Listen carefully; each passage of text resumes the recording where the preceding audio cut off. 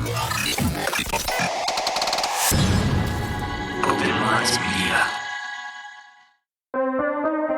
Indiana County 911. My brother's gone. Can you be a little more specific, sir? He took my brother. Who took him? I don't know who took him. I don't know what. Sir, take a breath. Explain to me what happened. And I looked out and there was this big red blinking UFO. I can just say this. Something's going on in the woods. Something's going on. They're not dogs. They're not coyotes. What could it be, right? I had an encounter with a skunk ape, and it completely altered the course of my life. I found a skull. Are you guys going to want to come film this? Put him out. I just see it. Sightings of a UFO hovering over a barn. Millie woke up from a dream, and when I went into the bedroom, she said there's a monster on the wall. They saw that the creature had run through a barbed wire fence. They were able to obtain hairs. They sent the hairs to their lab, and it came back as an unknown creature.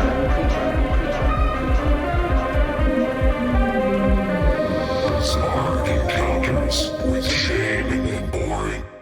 What is up, guys, and welcome back to the most bizarre show on the internet. I am the one that they call Shane Squatch. And I'm Orin. The Big Bad Boo Daddy. I don't know if we're still running with it. Yeah, Big Bad Boo Daddy. Hey, man, as long as I'm running Shane Squatch, you can keep running the Big Bad Boo Daddy. I dig it. Well, we'll see what the listeners think about it. But anyway, I hear you've got some exciting news and updates for the listeners today. So we have a couple pieces of news and updates. Orrin will hit one of them. I'll hit the first one. But one kind of exciting piece of news is the fact that I was recently featured in Paranormality magazine for their Creators Corner. They wrote a 3-page article about me, thanks to one of the previous guests to the show, Deborah, who I think she was maybe like 10, 20 episodes back in Inquiries of All Reality. But she got a hold of me, said she really wanted to write an article about me, wrote this fantastic article. And of course, Orin Felix over here also gets mentioned in it because it talks about inquiries and bizarre encounters. So that would be the Big Bad Boo Daddy, Orin Felix. Big Bad Boo Daddy. I should have told him that. I should have put in parentheses. You got to call him the Big Bad Boo Daddy. Yeah, it's like the Macho Man Randy Savage. So if anybody wants to check that out, I would greatly appreciate it. Let me know what you guys think about it and stuff, because it's the first time I've ever been featured in a magazine, so I thought it was pretty cool. But moving on to the stuff that involves you guys, of course. Orin, why don't you tell them a little bit about our other news and updates that we're going to keep beating like a dead horse for the next couple of weeks? Yeah, I was going to say our other piece of news. I mean, all the listeners pretty much know by now, but Small Town Monster Fest 2 coming up June 29th in Canton, Ohio. We are going to be vending, so we're going to have a table we're hanging out at, so you guys can come up and chat with us, and, we can get to know you guys.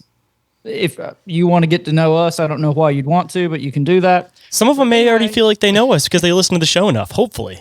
Oh, that's probably going to make people not want to come. But anyway, you will need tickets for that, but 12 and under are free. So, yeah, like I said, we're going to be hanging out there and probably trying to do something afterwards. So if you guys are going to be in the area, definitely check it out and come say hey to us.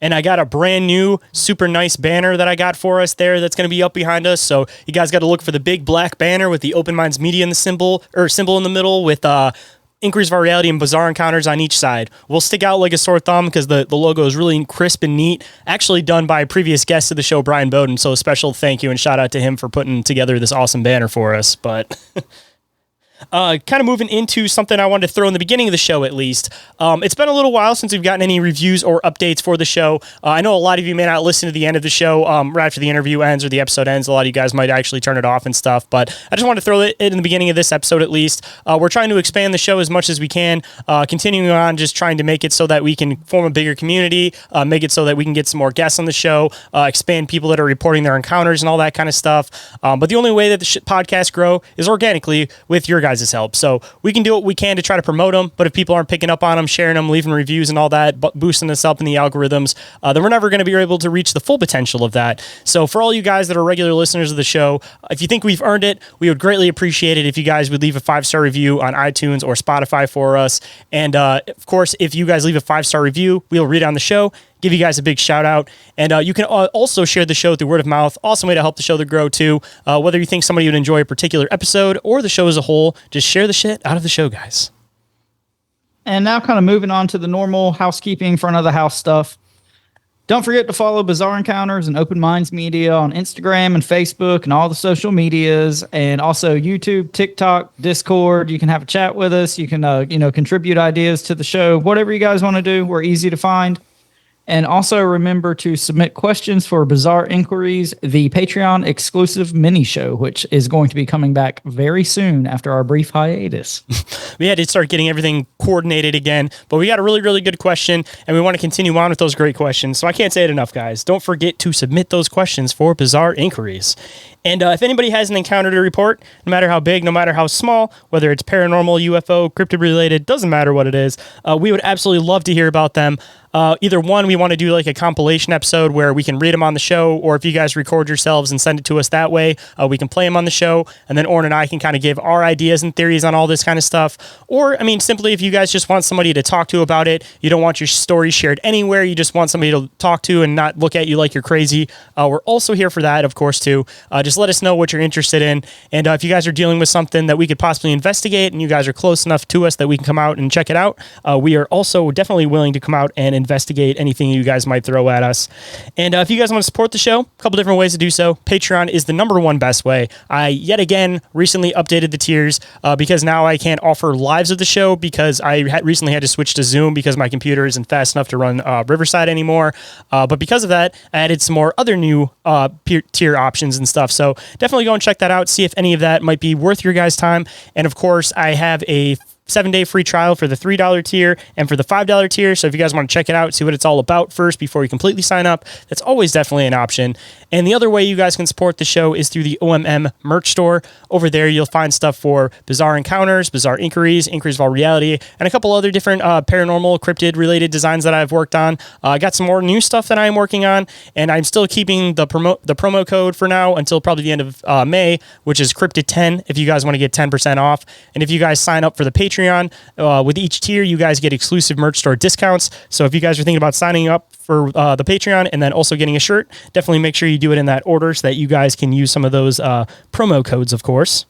And if anybody is interested in audiobook or podcast production services, you guys can hit me up through Open Minds Media, where I'm trying to expand the portfolio a little bit and help out with some finances around the house a little bit more. Whether you're a podcaster that's been around for a while or you're thinking about starting one up, I'm here to help you out as much as I possibly can with editing, all of that kind of stuff. And if you're an author out there and you're interested in having an audiobook made, it's definitely something I want to start working on. Depending on if you want to have it read in my voice, if you want to have it read in your own voice, I can edit all of that kind of stuff. I can even add background sound effects, music, all that really cool stuff. So if you guys are interested in any of that, of course, hit me up through Open Minds Media. And as always, a big shout out and thank you to our sponsors. We got our buddies Rick and Hans with I Know Squatch. Check them out for all your squatchy gear needs. Joe at Cryptoteology, he's always killing it with, you guys know it, your webbable cryptid favorites. And guys, go and check out Snarly Yao, who is definitely a friend of the show, Dave. He makes these fantastic natural body products. He makes a beard balm, he makes a beard oil, he makes a body wash, he makes a beard soap, all of it with this fantastic smoky cedar smell with a hint of mint. And like I said, all natural. I use it all every single day for my beard. I absolutely love it. And not only does Dave do that, but he also does something else. Why don't you let him know a little bit about it, Orin? Yeah, if you guys are in the West Virginia area, definitely check out all the awesome cryptid-themed events that Dave puts on. He's an awesome guy. He's doing some awesome work in the community.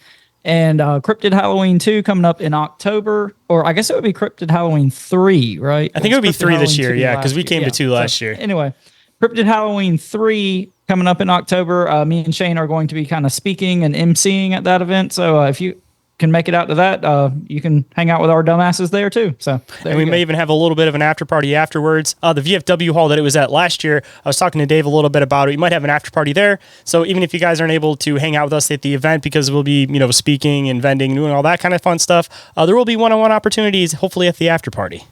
Well, and there's also always the casino. Where Orin will be. And moving on to the affiliate links, if you guys haven't already checked out the newest sponsor of the show, Oregon-ite, definitely recommend checking that out because he makes these fantastic pieces that have to do with basically taking in negative energy and putting out positive energy. He makes pieces that help with productivity, with happiness, all that kind of stuff. He hand makes them all himself. He puts a lot of love and effort into these things. I think you guys will definitely enjoy them. And if you guys check out the website, use the affiliate link, like I said, and you guys find something that you really enjoy, you guys can use code OMM at checkout for 10% off. And to all the paranormal investigators out there, if you guys haven't already checked out the Chattergeist, I know I've been talking about it for a long time. Absolutely fantastic. One of the best paranormal investigating devices out on the market. Barry over there puts a lot of time and effort into it, makes it so that there's constant updates, patches, all that kind of stuff, so that rather than making a whole new piece where your stuff's going to get outdated, he keeps updating the technology of the piece he already has. So it makes it a little bit more worth it because you don't have to worry about a new model coming out again next year. But like I said, Barry programs and develops it, and he also runs the Instagram. So if you guys have any technical questions about it whatsoever, Barry will be able to answer those for you. And if you want to hear a little bit more about it, about a month or so ago, we had Barry on talking about the Chattergeist on the show. So you guys can always go back and check out that episode. And as of recently, he made it so that if you guys use our affiliate link, you guys get 10% off on checkout. So definitely worth going and checking out and using it that way. And of course, using the affiliate link, we greatly appreciate it. Don't forget to use that for Dimension Devices and for Oregon-ite. And all this shit we've mentioned is in the link tree in the show description. Please welcome to the show, Joe Shortridge from 222 Paranormal. How's it going today? Hey. It's good to see you again. I was going to say, it's only been about 2 weeks or so, but I already feel like we got some new stuff to talk about. And this time we'll have Orin in the mix. And Orin always has some cool ideas to throw in on it. So, well, I'm happy to be here, Joe, and happy to get to chat with you. So thanks for coming on tonight. Yeah. Hope I don't weird you out too much. Hey, it would take something to weird us out at this point. So I guess a good spot to get started before we get into all of the super fascinating conversation, still fascinating all the same, but why don't you let people know a little bit about who you are, where you come from, and a little bit about your show that you do. Okay, so yeah, my name is Joe Shortridge. I am from Toledo, Ohio, born and raised in Toledo, Ohio, and I was always into like UFOs, stuff like that, and you know, me and my sister host the 222 Paranormal Podcast. We're coming up on our 9th season. We have a little over 430 shows in the books. We cover everything from cryptids to ghosts to angels to Bigfoot and everything in between. But we basically interview people in the paranormal. We do a lot of conventions. One of the big things that we do at the conventions is actually record live. Interview people at the conventions, which is a great way because you have people that are like on the TV shows or, authors, mediums, stuff like that. But you also have people coming to the shows that really don't have anybody to talk to because they feel that if they try to talk to their family about stuff, like they have, psychic gifts or whatever you want to say, they're afraid to talk to people, but they come to conventions and we're all weird there. So they have, their own types to talk to, I guess. So we get them on the show. We interview them. Lots of times we don't even know who the people are when they sit down. I mean, like when we do different people in the paranormal that are there as vendors or that, I'll do a little bit of research on them. And I do know a lot of them.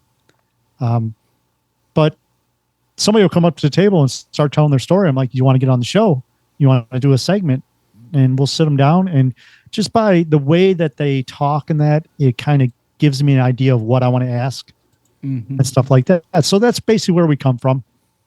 The way we started the show was, like I said, I was into Bigfoot, stuff like that, and UFOs and all that kind of things. And my sister was into ghost hunting.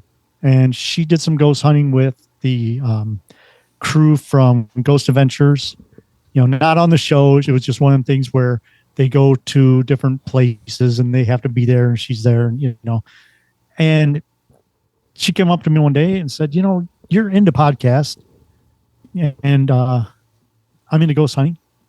So why don't we record a podcast? So I did the research, got the equipment, and the 4th of July, we were at her party. We're like, we're going to go down to the basement for an hour. We went down, recorded a show, and that was coming up on 9 years ago. Wow.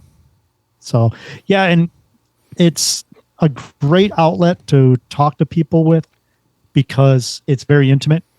You know, I mean, I know we're sitting here looking at each other on the computers talking, but podcasting is you're sitting there talking to one person because you're in their earbuds. Less distractions too in general. Yeah. And you can do podcasting, whatever, you know, if you're cutting grass or whatever. So it's a great way to learn that. And as a part of our show, we try to teach people, but we also interject a lot of comedy to it. You know, we don't make fun of people or nothing like that, but we have fun on our show. And that's what you got to do. You got to have fun because, you know, if it's so dry that you're giving great advice, but you're not having fun. We've been known to get unhinged quite often on this show. We definitely have fun while we deep dive and cover a lot of weird topics. But I know I mentioned it on the other show, and I think we're going to get into it on this one a little bit, but I wasn't really into the ghosty stuff until I had a shared death experience with my best friend. And I know we'll, you know, go deeper into that a little later, but I had a shared death experience with my best friend, Jackie, and that really propelled me to figure out, I want to learn what it happens after we die. What is on the other side? How can we communicate with these people that passed? How can we communicate with other spirits that we don't know if they actually passed or they're just spirits in the ether?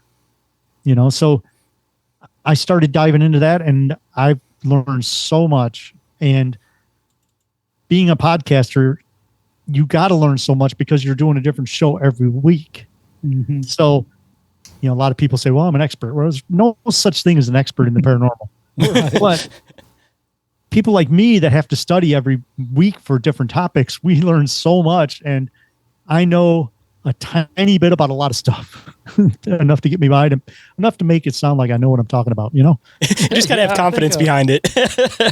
We're kind of in that same boat a lot of times. You know, we always joke about anyone who claims to have any sort of answers is lying to you. And I mean, all we're doing is basically just all speculating at the end of the day. So, I mean, I think we're definitely in the same boat with you there. I think, and we mentioned this on our show last night because we recorded last night for the show coming out on Sunday. It's how you interpret. It's your, how can I say this? It's you do an investigation that you get all this evidence. It's the way you interpret it. Somebody else can interpret it a different way. Like I say, nobody's an expert in this. We all, and actually, the more we learn, the less we know because there's so many rabbit holes that we go down. The more you realize everything is kind of connected too, because I think we were talking about this recently too, about how every one of the phenomenons, be it UFOs, cryptids, paranormal, they're all separated for a long time. But it's up until like the last few years, they're all starting to interconnect because people are realizing that there's a lot of things that are the same in all three of those, such as like orbs, for example. That's like a prime example. That's seen through all three of the different phenomenons. Yeah. And people that have alien abductions or people that have Bigfoot encounters, or people that have poltergeist activity generally have all three. When you end up having a UFO encounter, let's say you see a ship fly over your head, all of a sudden people have noticed that they're starting to see Bigfoots. They're starting to get poltergeist activity in their homes, stuff like that. So in a way, this stuff all does intertwine with each other. It might be a sense of awareness too, because a lot of the time, especially with the paranormal, if you don't believe in it, you just kind of push stuff off, and you can have stuff regularly happening, but you just rationalize it and just come up with a reason why that's not what it is. Same with like cryptid encounters, possibly. I mean, especially Sasquatch, you see something peeking behind a tree, you're just like, oh, it was just a shadow. So I feel like once you have one of those encounters that you can't change it in your mind, like you know for sure what you saw, then you start just becoming more aware of other things. And I feel like a lot of this stuff is like particular to certain people, because I think certain people are an antenna, or they're able to see things that other people typically aren't able to see, or again, maybe it's just a sense of awareness, but it all seems like it kind of falls down from there, that you'll have one experience that you can't deny, and then from everything else, and then you'll start noticing little things. Yeah, exactly. So, Joe, if you don't mind, would you share a little bit about your shared death experience? I mean, this whole idea of near-death experiences and things of that nature is something that's come up time to time on the show, but I don't think we've ever had a guest that has experienced one of these. So I'm definitely interested to hear your story if you don't mind sharing. Yeah, no, it is a long story. I'll try to condense it a little bit for you. But me and my best friend, growing up, I met her in 7th grade, and we became basically psychic friends, almost like soulmates, not lovers, nothing like that. You know, we were just connected, and we would do things like call each other on the phone when one person would call, or I would get a pain in my arm and find out that she fell and hurt her arm or stuff like that. I mean, we were that connected. And she had a double lung transplant. Okay. She worked in a nursing home and got sick. They gave her a double lung transplant. So every year she had to go to the Cleveland Clinic. I live in Toledo. She had to go to the Cleveland Clinic, which is 2 hours away. And they would do a test where they put a tube down her throat, through her nose and down, and into her lungs. And they would put fluid in it and draw the fluid out to see if there's any infection. So I was talking to her one night on the internet, and back when we were talking on AOL, and for about, I'd say 2 weeks before that, and I was kind of a prick to her, I look back at it, but every single time I would get online, bam, she'd be online. And she's like, Joey, hey, what's up, Joey? I'm like, I'm busy. So it was like she was going out of her way to talk to me. Mm-hmm. Okay, so I'm at work. I get off work, and I was working second shift, so I went to Kroger's, and I get a phone call, and it's her sister. And the day before, the last message I got from her was, Cleveland in the morning, same old. And so I get this phone call, and it's her sister. And she says, hey, Jackie's on life support. They don't think she's going to make it through the night. And I'm like, okay. And being the good friend I am, I'm like, yeah, just keep me informed, instead of saying, oh my God, I'm just like, okay, well, keep me informed. Let me know what's going on. And we hung up, and I'm thinking, wait a minute, what the hell? That's my best friend laying in Cleveland dying. So I came home, like I said, I was working second shift. So I went to Kroger's right from work. I came home, got changed, headed out to Cleveland, got out there. She was on life support. She's laying there, we're talking and everybody. And it's getting into about 1 or 2 in the morning, maybe, or even later. And I was like, well, I'm going to head home because I got to work tomorrow. And it's like, now that I look back at it, I'm like, why did I go to work, when she's laying there? But I guess that's just the way we think. I don't know. So I go home, went to bed and all that. I get up 2:00. I have to go to work. So I go to work, and I'm on the forklift, and I get a call, and they said that they're going to disconnect life support in a half hour. And I'm like, all right, I'm on my way. So I see my boss. I tell him, hey, man, I'm leaving. I got to go. I'm leaving. And it probably sounded like, blah, blah, blah, because I was a wreck. And I know that I'm not going to make it in time. So I come home, shower, get in my car. I don't remember if I went to get gas or whatever, but I get in my car and I drive to Cleveland.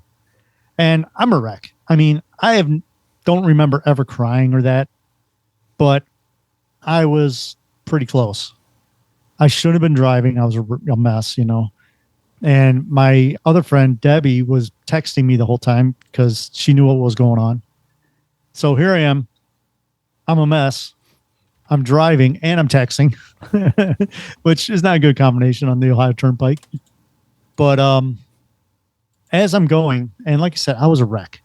And as I'm driving along, I get to Norwalk, Ohio, which is halfway. So it's an hour from Toledo and an hour to Cleveland.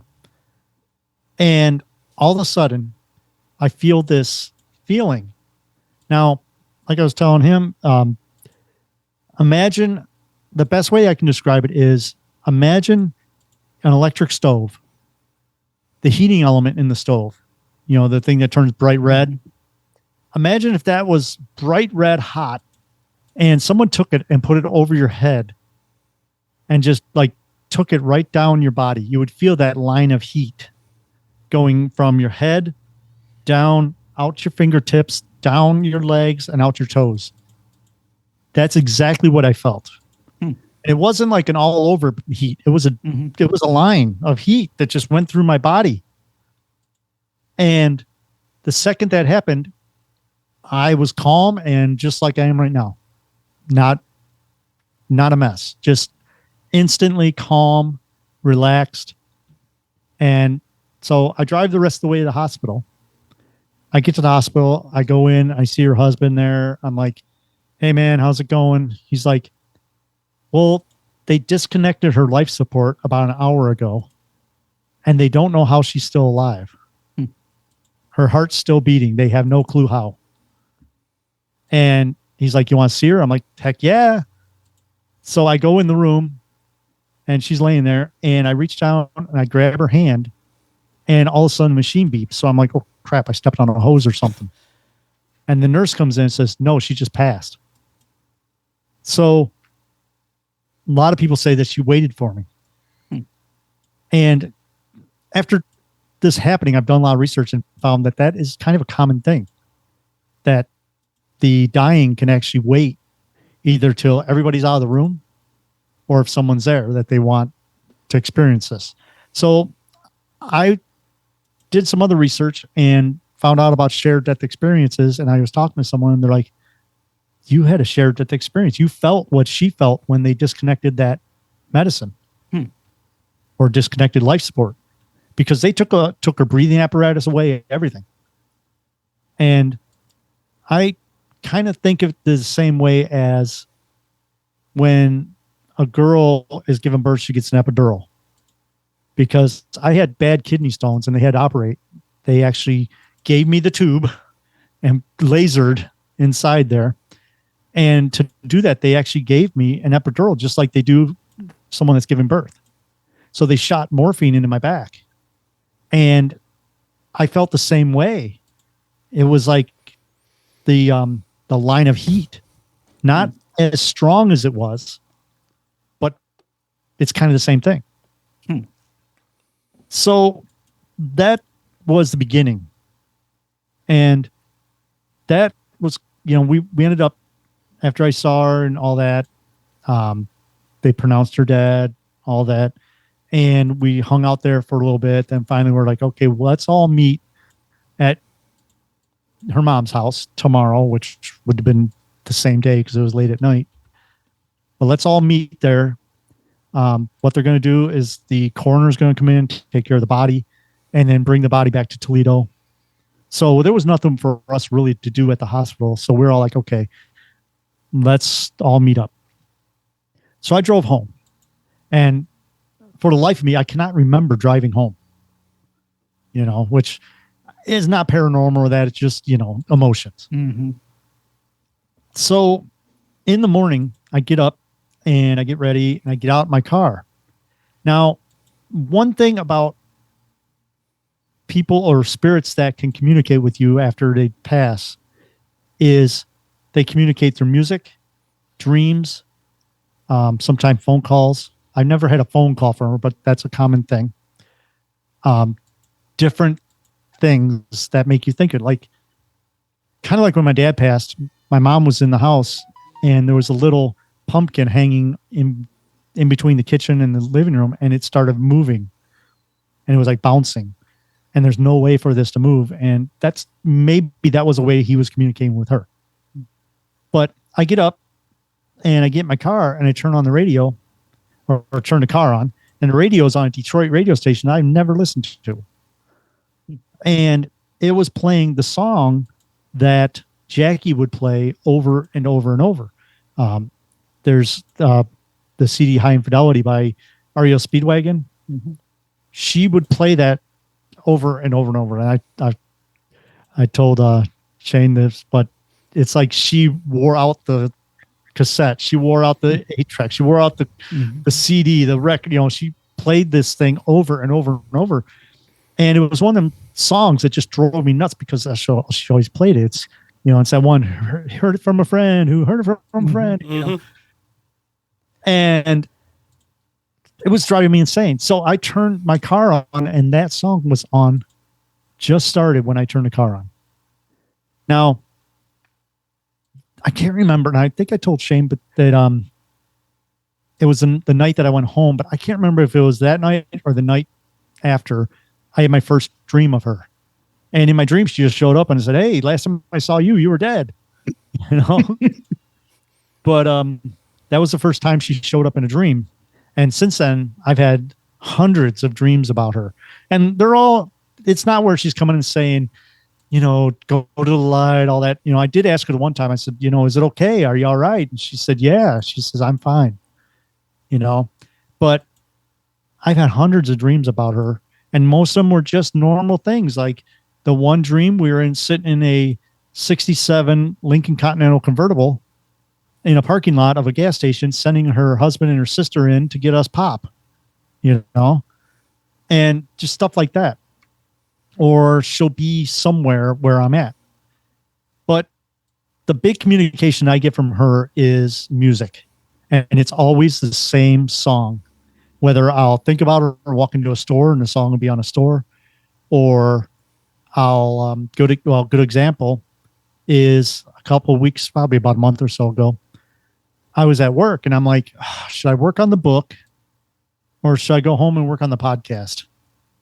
And just as I thought that, 3 machines away, someone's radio all of a sudden started playing "Heard It From a Friend Who Heard It From." I'm like, seriously? And but stuff like that happened all the time. Just crazy. That you go into stores and they have music playing, or you think of someone and you just notice a song because it's playing that, but it always happens in such weird situations. Another good example is about 5 weeks ago, I was doing a float, and I do sensory deprivation floats. It's you lay in a float tank and it's completely dark, completely silent. You're weightless because you're floating in salt water. It's a sensory deprivation tank. I was doing that. And I come out and I notice on my phone, my sister's like, "Hey, we're at JoJo's, come over." I'm like, all right. So I don't drink, but we go to the bar and hang out. And I get to the bar, and one of my friends, God love her, but she likes to talk about the same stuff over and over and over and over. And I walk in and she's there and she's telling a story that I've heard so many times that I'm like, okay, oh God, so I'm sitting there and I was like, I just got super relaxed because I just got done with a float. I'm so chilled out, but I don't want to be here. And she's saying this stuff, and I'm thinking in my mind, it's the same old story over. And just as I thought that, the jukebox, which hasn't played all night, all of a sudden turned on with REO Speedwagon singing "If You're Tired of the Same Old Story," that song. And I'm like, okay, I'm leaving. Jeez. So that's the kind of thing that happens. And like I said, it's a lot longer story than that. A lot more things happened. But the gist of it is, when people pass, they are able to communicate with us, and they'll do it in different ways. They'll either show up where you'll see a full body apparition. You'll have communication from them other ways, but a lot of people do get phone calls from the dead. There's other times, and when you talk about shared death experiences, there's other times where somebody will be working or whatever, and they'll get a phone call, and it'll be somebody, and they'll be like, "Hey, I just want to let you know I'm okay." And they'll be like, "Okay, yeah, sure," and they won't think nothing of it till they find out that person they just talked to passed away like a half hour before the phone call. Stuff like that. Sometimes phone calls from the dead are where they'll pick up the phone and you'll hear the person's voice, but it sounds like they're so far away. It's almost like you got the phone way out here and you're talking, but it sounds far away. That stuff, that's a big communication. I've never had that happen, but with me, it's the music, the dreams, certain situations where I'll be thinking about Jackie and all of a sudden I'll see like her picture or something in an odd place, stuff like that. And those are all part of the shared death experience. Now, there's also near death experiences, which I'm studying up on a lot more. But those are to where the actual person is experiencing the death and going to heaven or hell, wherever they go, depending on what you believe, different situations. But a shared death experience is very, very common. It happens in hospitals. It happens in the hospice units. They see that a lot. You talk to anybody that's ever been a hospice nurse or hospice doctor, they'll tell you they see mists come out of the body. They'll see lights in the room. You've heard about how just before someone passes, they'll look up in a corner and start talking to someone, or they'll point and say, I got to go now. Lots of times too, if you hear someone that is about to pass, they'll get their suitcase out of their closet and start packing up. You'll be like, what are you doing? And they're like, well, I'm getting ready to go. It's stuff like that. But shared death experiences are becoming more and more common, not so much because they're happening more, but people are getting to know them more and understand the difference between a shared death experience and a near death experience. Yeah, this definitely isn't a phenomenon I was super familiar with. But something I thought was interesting that you mentioned was, this concept of the dead kind of using music or technology or things like that to communicate. And that kind of sounds reminiscent to me of like spirit boxes almost. Yeah. What do you think it is about like this technology, or, in this case, like radios and spirit boxes, and like your situation, that the dead spirits, whatever you want to call them, can use to communicate with? Like, what about that medium makes it possible, do you think? I think it's electronics. I really do. I believe that, like I say, we don't really know what ghosts are per se. I mean, we say, well, we know what they are, but we don't know what they are. We don't know what they're made of. What's the soul made of? But we do know that everything vibrates. Everything's vibrating. This pen's vibrating, the table, but it's all at a molecular level. When you get down into string theory and quartz and, gluons and all that stuff, but you get down to like string theory. And I think that string theory has something to do with ghosts in the fact that we know that everything vibrates. So vibration is the universal communicator. Music is all vibrations. And I think that's why. But electronics, like electricity is vibrations also. And I think that we use this equipment to communicate with them because the spirits can manipulate that energy, or they can use that energy to bring out their own voice. Because, I've heard so many good Class A EVPs that are unmistakable. I do know that I was talking to Shayn, and I mentioned about when we got a Class A EVP from her. We were sitting here in the studio, and when we record, we've had so many things happen to us while we're recording. And I sit on this side of the table.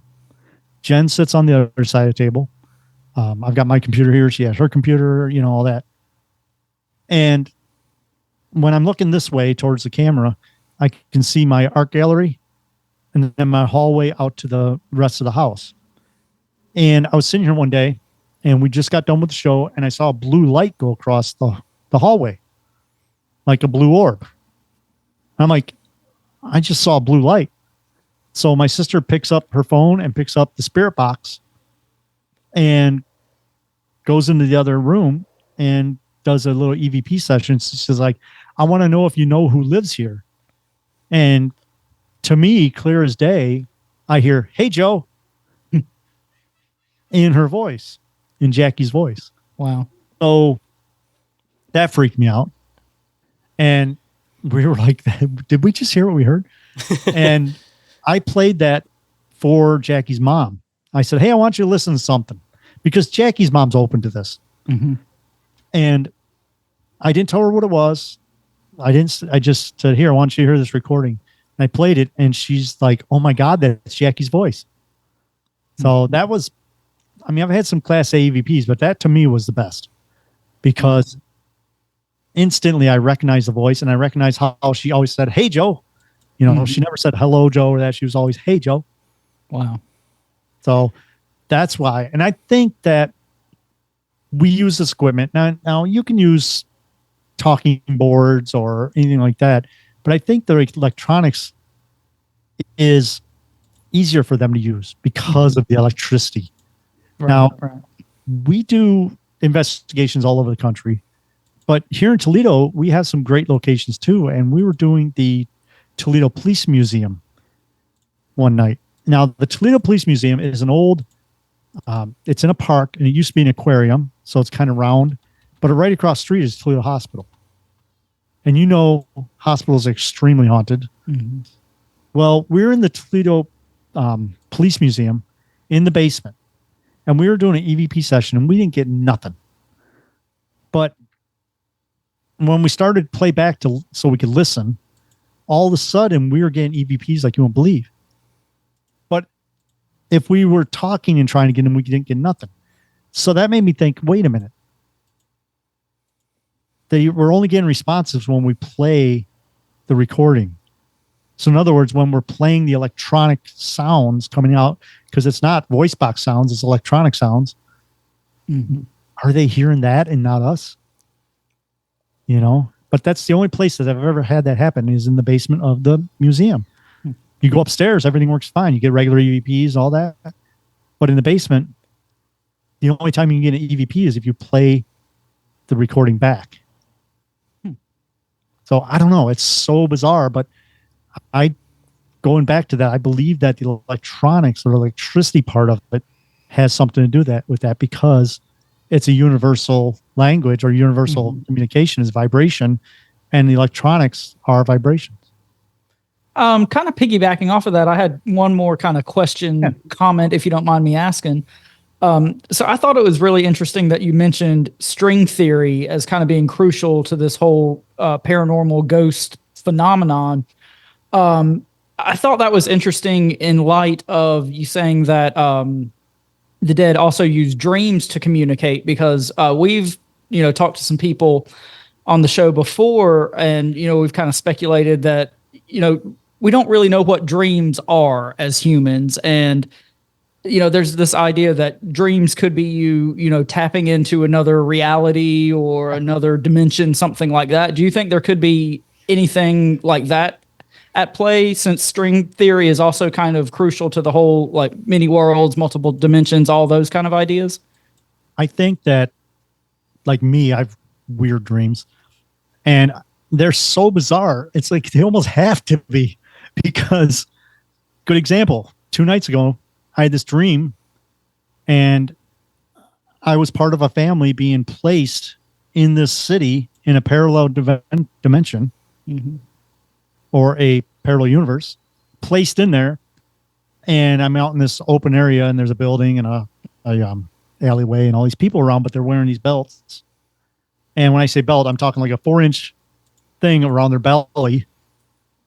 And the guy's like, hey, where's your belts? And we're like, oh, we don't have our belts with us. He's like, well, you go to the store and buy your belt. And I'm like, okay. And what the belts are, we went into the building, and there's no stairways. And to get to the next story, I rode my bicycle up the wall, okay, to get to this room that had this great stereo system, like an Ampeg stereo system with the infinity speakers and all that, and stuff like that. It's like, how the heck? Because obviously I've never been in that situation. I've never been in a location like that. I've never wore a gravity belt or whatever you want to call them. How does your brain put that stuff together? Right. I mean, I do know that dreams, like the people in your dreams, are just people you see on the road or whatever, because everything goes in your mind, stays in your mind. But your mind prioritizes things so that you can remember that. But it's like, I dream about places that I've never been, obviously. I dream about weird situations, but a lot of times I'll dream about places over and over.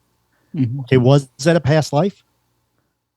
Was that a parallel universe popping in where, like you said, our brains are receivers and not transmitters, or vice versa? We don't know, but it's very possible, because in my alter life, I'm a life coach. And one of my big things that I talk about is the law of attraction, or the law of action. And whatever you put out into the universe, you'll get back. You put out, with intent, you put out to the universe, just like using our paranormal equipment, whatever intent you put out, you'll get back. And they have done studies where not only did they have a thing they put on your brain to read your brain waves, they've actually have stuff that's not even touching your brain that still registers those same brain waves. So energy is coming out of your head. So when you do think of, an intention out into the universe, and this could be paranormal too, you put that intention out there, you're literally putting that intention out. So when we talk about spirits communicating with us too, it kind of works both ways. If you can put out energy into the universe, you can accept energy into your mind. And I think that might be one way they communicate with us, because think about it. I mean, if you've been out ghost hunting, you've had situations where you're sitting there and you hear a voice, and you know that there's no other person in the room besides the three people that are with you or whatever. And you might hear that voice, but they won't, or vice versa. Everybody might hear that voice.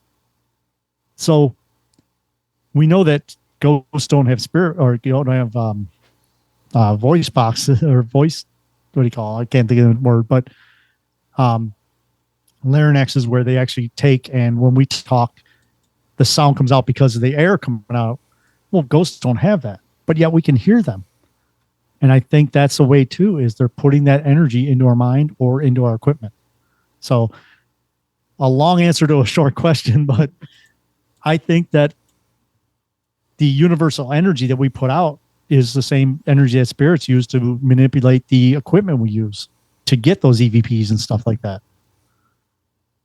Yeah, no, that was an awesome answer. I'm just still kind of trying to take it all in, but no, that was great. Thank you so much for sharing and for your insight. Yeah, and you're thinking, I'm not going to ask him a question because he's going to talk for a half hour again. Oh. Hey, that's okay. No, we love it. That's another thing, I mean, obviously we do the show, and it's like you always want to get the guest that talks a lot. It was funny because, we do conventions, and we were interviewing this guy, and I forget who he is. Oh, I can picture him in my mind, but I can't think of his name. But he's real buff. He's one of the guys from the shows. He's real buff and all that. And I'm sitting there, and Jen's asking him questions and all that. And when I edited the show, I realized that everything I said was either okay, I didn't say a word through the whole interview. Jen talked because she was probably like, oh, look at him, and I'm just like, yeah, whatever. So I took and edited all my uh-huhs and ums together, and it was 7 minutes of me just going, yeah,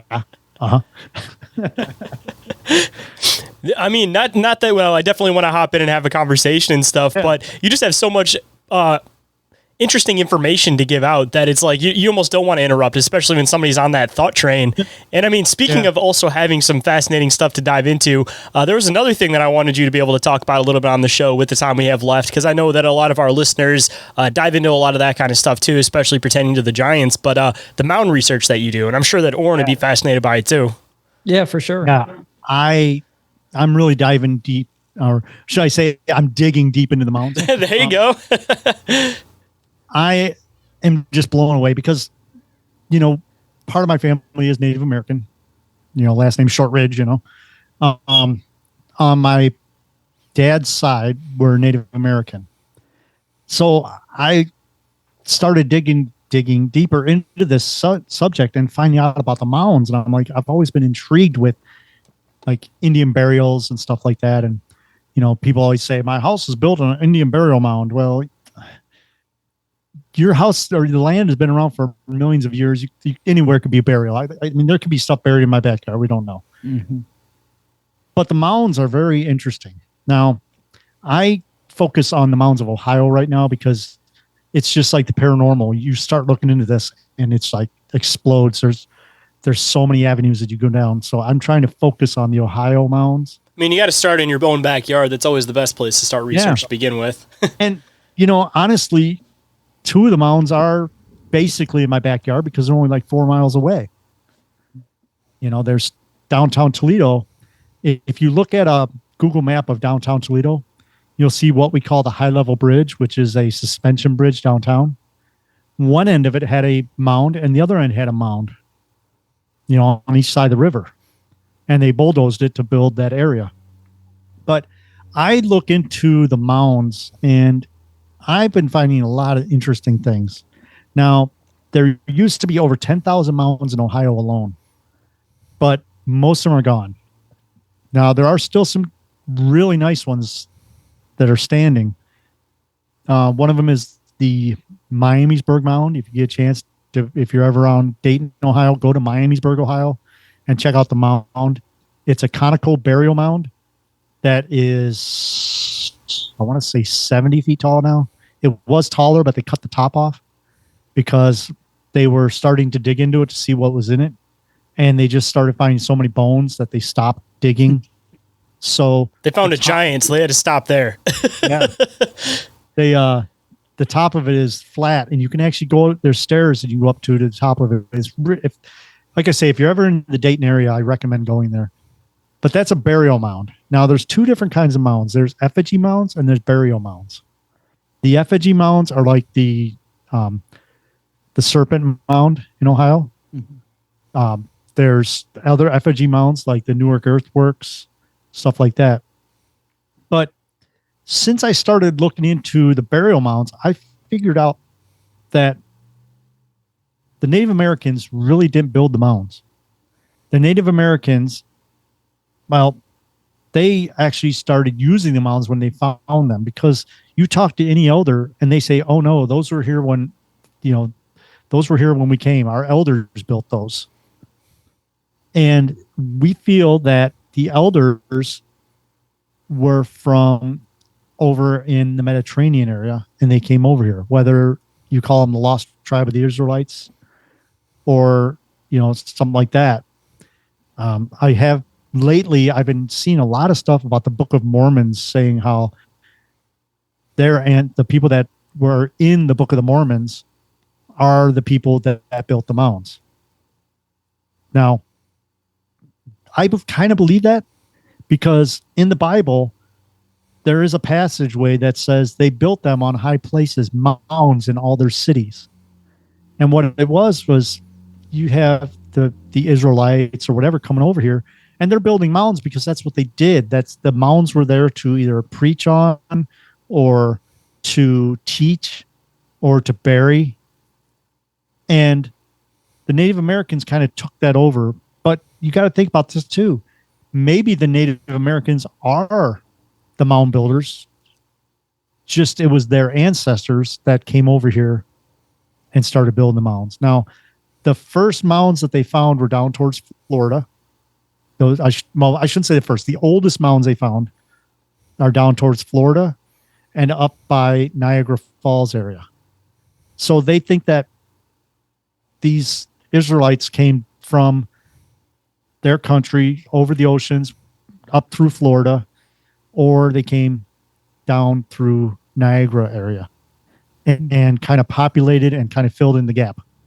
But the thing is, a lot of the mounds that they look into, one of the things that they notice is a lot of the mounds end up having giant skeletons buried in them. And you're talking, when we say giants, we're not talking 30, 40 feet, like you see these pictures on YouTube or on Facebook of these people digging and there's this skull that's 30 feet around, or that it's not like that. These were big people, but they were around 7 to 8 feet tall. Okay. And you think, well, where'd they go? We think that they kind of interbred Now, there are stories of ones that were killed. Like you have stories of the Native Americans saying, don't go up on the mountain because the cicada are up there. And those are the wild men or the giant wild men. And there's a few different type races of giants. Okay. Here in Toledo, about 3 miles from my house, there the Maumee River is. And on the Maumee River, you have the Toledo Yacht Club. Next to the Toledo Yacht Club is where the Coast Guard station is. The land in between that, back in the 1800s, they actually found 6 giants in a grave. And it's always the same. They're always either they're sitting, or if they're laying down, they're in like a pinwheel style where their feet are all pointing each other, that kind of burial. But the ones that they found downtown Toledo were the ones that had the double rows of teeth. Now, when they found those, if you look it up, the Toledo Giants in the Toledo Gazette back in the 1800s, they say that the jawbones were so big that they actually fit over the heads of a normal person. So these were big people, and they did have the double rows of teeth. There's also a race of giants that they found down in Maumee, Ohio, which is about 6 miles down the river on an island. And those are the ones that had the 6 fingers and 6 toes. So there were different types of humans, and they were giants, but it's not so far-fetched because there's different races or different types of animals. There's different types of that. Maybe there was 3 different distinct styles of humans walking the earth. We don't know, but we're finding these people with the double rows of teeth and the 6 fingers and 6 toes.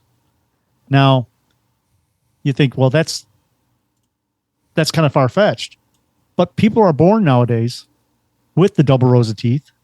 People are born with 6 fingers and 6 toes. It's not as common as it used to be. Maybe that's just an offshoot. Maybe those genes are still in us, and those just pop up every once in a while. Lots of times, if people are born with 6 fingers, they cut one off at birth, so that they're normal, So finding giants is not that out of the ordinary in these mounds. Most of the burial mounds have giants in them. Now, I mentioned on the other show about the Newark earthworks down in Newark, Ohio. If you get a chance to go down there, I recommend it. The Octagon Mound is in a golf course. And a lot of people are like, oh, why'd they put in a golf course? Well, they did that on purpose because when they're building the city, they were tearing down all the earthworks. Now, these are earthworks. They're not mounds. Like the Great Circle Mound is an earthwork. And that, a lot of people say it's a fort, but it's kind of backwards because the moat would be on the inside. But we don't know. Maybe they built them that way so that the enemy would come over the wall and get down in that, moat, and then they could kill them or whatever. But I don't believe that. I don't believe that these were like that. The Octagon Mound it's very interesting because it's in a golf course, and they did that, like I said, because they're building the city and they're just destroying the mounds or the earthworks. So the city planners at the time were like, we got to save these. How can we make it so that they will not build houses on these? So they made a golf course. They're like, well, let's build a golf course. They won't build houses on that. That's smart. So that's why it's in a golf course. Wow. And it's preserved, and you can go to this. Now, the Octagon Mound is very interesting because, like I was saying before, the dimensions of it are very interesting. For one, okay, it's an octagon like a stop sign, and each point represents an 18-year cycle of the moon. So to build this, either they had to have great knowledge of the moon phases, or they built, planning out 18 years. Where's the moon at now? Where's the moon at now? That kind of thing. But it's precise. The points between each point on the octagon are precise. Now, as we dig deeper into this, someone put it together that the pyramid in Egypt, the Great Pyramid, the big one, they were looking at it and they were doing the measurements. They figured out that if you could go over there and pick up the pyramid and put it in Newark, Ohio, each one of the corners of that pyramid would fit to a point on the octagon mound. And you could pick it up and turn it, and no matter how many times you turn it, they're always the same. Now, another interesting thing is the angle of the entranceway to it, because you have the octagon mound and then you have an entranceway that goes to a circular mound. But that angle from true north to that angle is the exact same angle of the Great Pyramid wall, the side of it. It matches. Plus, if you take the circumference of that and the circumference of the Great Pyramid and do some math, it comes out to be the same size as the Earth, as if you cut the Earth in half and put the pyramid on it. You know, you'd have to obviously move it to scale, but they figured out that it's the same. So there's a lot of things that kind of correlate with Egypt and different writings. Now, I know we're getting low on time here, but one thing I want to talk about, and, you know, me and Shayn talked about it, but in Newark, Ohio, there was a mound that was different than all the rest. And this was called the Great Stone Mound. It was actually built of stone instead of dirt. Mm-hmm. They needed some stones to work on the reservoir for the lake that's there now. So what they did was they started taking stones off this mound to build the wall for the reservoir. And it actually took 10,000 cartloads of stone to clear this mound away. That's how big it was. And it's located now where I-70 is. So they took away all these stones. There was a guy, David Wyrick. He was an amateur archaeologist. And he was digging around there because, you know, he knew that there were artifacts from the Native Americans all over there. He was digging and he found a stone. And it was different than anything he's ever seen. And let me grab it here. He found this stone. Okay, it's hard to, I can't tell where the camera is. But this is called the keystone. It's in the shape of a keystone. Has something on the top that I think they put rope or something on. But the interesting thing about this stone is there's writing on it. Mm-hmm. And I don't know if you can see it in the camera, but there's writing on this stone. And, you know, he's like, oh, Native American writing. This is awesome. This is really cool. So he took this down to Cincinnati, and the guy's like, no, that's not Native American. That's Hebrew. Huh. There's Hebrew writing on a stone in Ohio. And he's like, how can that be happen? You know, but he knew that there was stuff around there. And he knew that the Great Stone Mound was different than all the rest. They took away all the stone and there was a clay basin. And he's like, I got to dig in that. So him and his clan or whatever started digging, and they found a coffin of a giant underneath the mound. This thing was big, like an 8-foot giant. And it had the copper bracelets, copper breastplate. And they were like, this is so interesting. Now, it's obviously not Native American.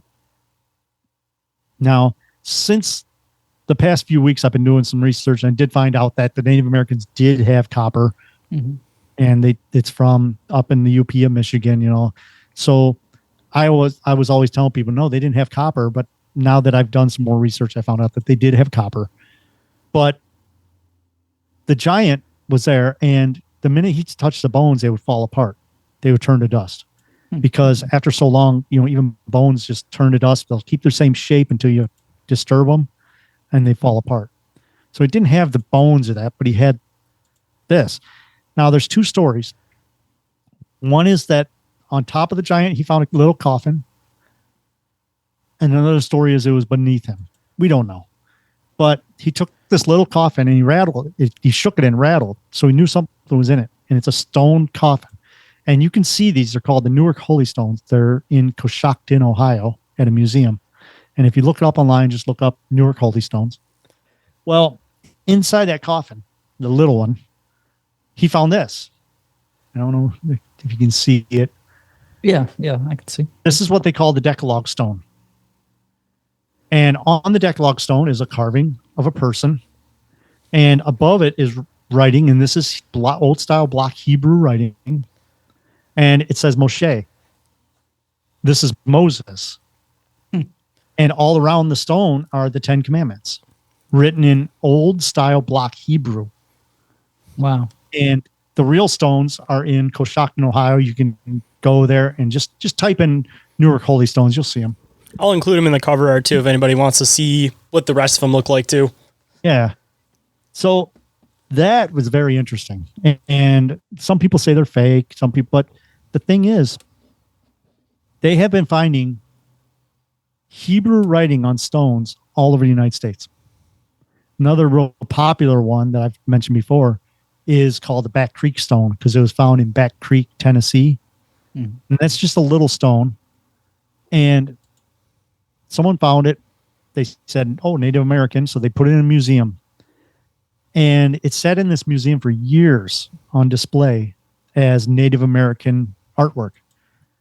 And a guy come in, and he was a Jewish scholar. And he looked at it and he says, why is that upside down? And they're like, what are you talking about? He says, that's upside down.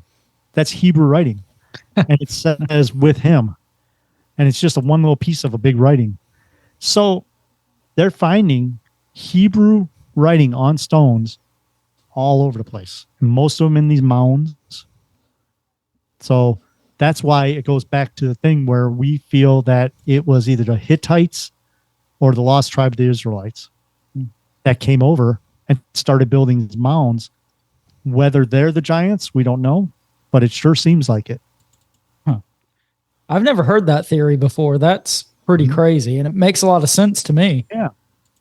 Well, like I say, that's the thing is, you think, well, Hebrew writing in the United States thousands of years ago, like 12,000 years ago, how is that possible? But they just, to me, they just traveled over here because people think, well, 12,000 years ago, they were called cavemen and all that. No, they had more sophistication than what we realize. Mm-hmm. And I feel that, it shows that they traveled the oceans and came here and just settled here. 12,000 years ago really isn't that long of a time when you talk, the length of the earth. Mm-hmm. So I feel that the ancients that we talk about had more technology than what we realize. Mm-hmm. You look at Egypt, all the statues and all that, or even, statues that are 5,000 to 7,000 years old are cut with such precision. And the surface of them is polished so much that it's a mirror image. You can't do that with stone, with wooden hammers and copper chisels. Mm-hmm. So they had to have technology more than what we know. And one of the, how they build the Sphinx, how they build the pyramids, we don't know. And one of the things that if you go over to Egypt, they'll give you a copper chisel and say, here, this is how they were built. Try it yourself. Yeah, I know a few people that have done that, and they're holding those copper chisels and they're hitting on this and it barely scratches the stone. And, you would have to go through millions of copper chisels just to cut one block. I saw a video of somebody trying to use one of the wet saws where they pour water on it and they have the two people on either side trying to saw the brick. And even that, it took hours to even make a couple inch indentation into it. Yeah. The Great Pyramid itself, I don't remember the exact number of blocks, but there's millions of blocks. In order for them to build it in the 20 years they say it took to build, the blocks would have to be moving through so fast that there would be a blur, They're using that same technology as the dude who made Coral Castle. I think that guy had it figured out. Something with vibration and making it so these things levitate and you're able to move them with zero gravity force. I think so. They prove it in the lab. I've seen pool balls and all that levitate just because of sound. They've redid it in labs, and that guy there, they always said he has a strange tripod with a box on the top, and he had a little device that looked like an ice cream cone. And you see that in drawings in the Egyptian drawings in the caves and that they find. Mm-hmm. Sometimes you'll see them holding things that look like an ice cream cone. Or we don't have time now, but think about the purses that you see. Yeah, the Anunnaki purses, the ones that are seen through the purses. Yep. What are they?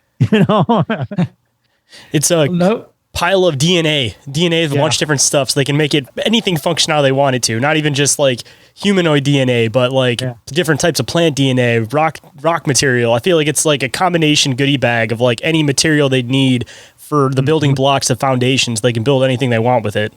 Yeah, it's the Ark. Exactly. But I guess starting to wrap up towards the end, and we can definitely have you come back on because I'm sure we got a bunch more stuff we could definitely talk about. Yeah, for sure. But I guess before we start wrapping up, why don't you let everybody know where they can come and find your podcast, so they can come find all your work, because I'm sure after listening to this episode, they're definitely going to want to come and check out some of your work. Who is that crazy guy? No, like I say, me and my sister Jen do the 222 Paranormal Podcast. We've been on the air for coming up on 9 years now. Over 400 and some shows with not one missed, and only a couple that we repeated. You can find us anywhere you get podcasts from. I am working on the YouTube channel. It's not that great yet, but I'm working on it. We have a Patreon page if you want to be a supporter. That's like a whole other show that we do for our Patreons. But basically, anywhere you get your podcast from. I like iHeartRadio. Whenever I share the show, I always share it through iHeartRadio just because it's one of the best platforms out there. But basically, if you want to find us, just type 222 Paranormal Podcast in your search bar and we'll come up. We do a lot of conventions, like I say. I know this show is not going to come out in time, but we're going to Mansfield or the Ohio State Reformatory in Mansfield for the Paracon coming up next weekend. But check our website. It shows where we're going to be. We cut way back on our conventions, but I am going to a lot. So if you ever see me there, just yell at me. Smack me in the back of the head and say, hey, come here. Aren't you going to be at Small Town Monster Fest too, you said? Because Orin and I are both about to be there. Okay, yeah, I'm definitely going. I'm not vending. I'm just going to go. And because I went last year and it was awesome. And I'm just going to go just as a guest. Well, we'll be vending, so you have to come over and say hi to us. Yeah, definitely drop by our table and hang out for a little bit. Yeah, heck yeah. And I appreciate you making the time to come on today, man. And I'm looking forward to next time we get you to come on. And, now that we kind of laid down a little bit of a base foundation for you and stuff, we can pop in with a little bit more and we can share some theories and get into some other weird stuff next time. Sure, anytime. Well, Joe, thank you so much for coming on. I mean, I feel like I've learned a lot from you tonight. A lot of theories and thoughts that I've never heard before. But, so thank you again, and looking forward to maybe having you on again in the future, and we can dig a little deeper into this stuff. It was a blast. It was definitely. If you guys enjoyed this episode, don't forget to leave a review or rating for the show on iTunes or Spotify. Hopefully all 5 stars. And if you guys leave a 5-star review, of course, we will share it on the show, give you a big shout out. And you guys can also share the show through word of mouth if you think somebody really enjoyed this episode or the show as a whole. The only way to keep growing the show and make it so the community can get bigger and make it so that we get pushed up in those algorithms is to keep promoting the show. So anything you guys do, we greatly appreciate. And we appreciate you guys being regular listeners of the show. And always, you guys have the option to contact us, email, social media, submission forms, Discord, all that good stuff. There's a lot of ways to get up with us. We're easy to find. Just reach out or don't. Either way. And every single thing we mentioned throughout the show is all available down in the show description off of the link tree. And with that, I got to remind you guys with every single episode, because again, some of you guys forget that it's totally okay to be weird, and we love you guys for doing so. So guys, always, always stay bizarre. Bizarre. Giant Hebrew bones?